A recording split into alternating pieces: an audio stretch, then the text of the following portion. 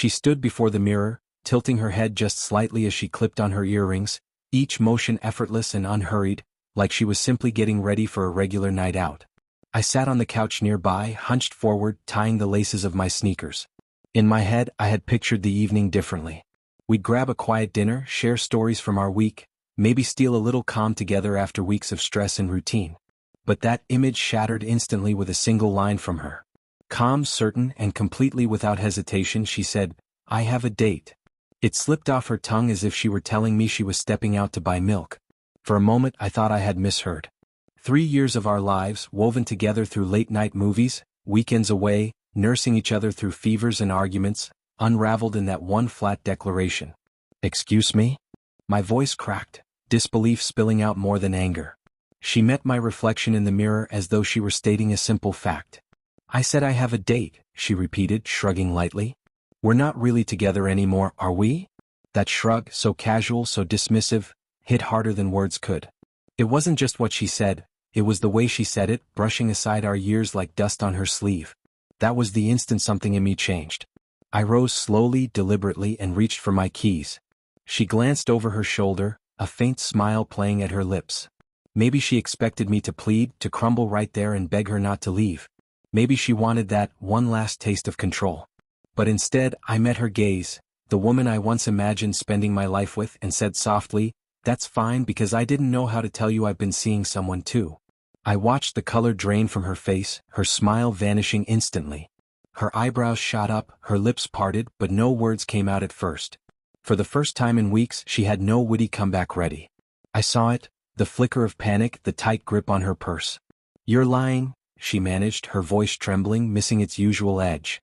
I shook my head. No need for lies. I had met someone. Someone who truly listens. Someone who doesn't scroll through her phone while I'm talking. I hadn't crossed any line before, but now I let the words hang a moment longer before finishing. "I just didn't want to hurt you. I guess you didn't care the same way." With that, I opened the door. I lingered for a heartbeat, giving her a chance to say something, anything. But she didn't.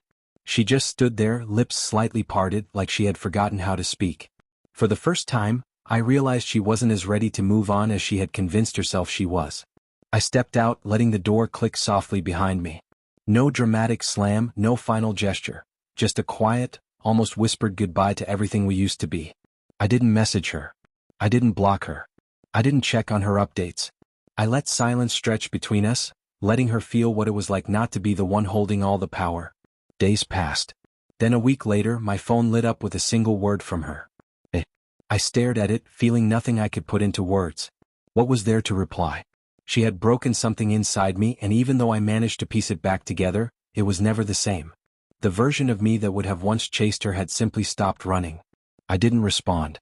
I let the message fade like an echo of a voice I no longer needed to hear. Life moved forward. I started seeing the other woman carefully, slowly, without rushing. She wasn't a storm or a whirlwind. She was steady, thoughtful, a person who listened without turning everything into herself. Nothing flashy, just honesty, the rarest gift. The more time I spent with her, the more I wondered why I had stayed so long in a relationship where I always felt like I was walking on eggshells. Sometimes late at night, I think back to that moment. The way she said it, as if it were nothing, unaware that it would be the instant everything changed forever. I wonder if she ever regretted it. If she even went on that date at all. Maybe she did, and maybe it was a disaster. Or maybe she sat alone, replaying my words in her head, realizing she wasn't the only one capable of walking away with dignity.